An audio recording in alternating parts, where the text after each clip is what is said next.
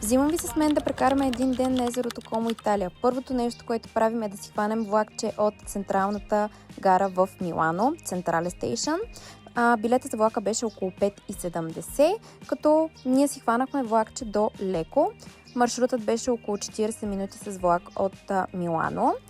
Беше много приятно, имаше къде да се седне и през цялото време гледаш природа, така че определено си заслужава.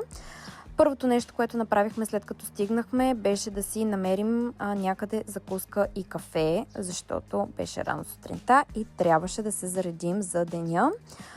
Съответно си избрахме ето тази сладкарничка, сега ще ви прикача къде точно се намира, защото задължително трябва да отидете и да я видите. Имаше много голямо разнообразие. В самия Леко се разходихме, беше изключително красиво и приятно, чуваха се само птички и тук там е някоя друга патица, определено много красиво и се заслужава. Оттам си хванахме ферибот, който струваше 19 евро за отиване и връщане. С този ферибот се стига и до Беладжио, където всъщност беше нашата основна разходка. Много беше приятно, заредихме се, хапнахме малко сладолед, разходихме се, пихме кафе, аперол, след което си хванахме на обратно ферибота до Леко, откъдето трябваше да си хванем съответно и влака за връщане.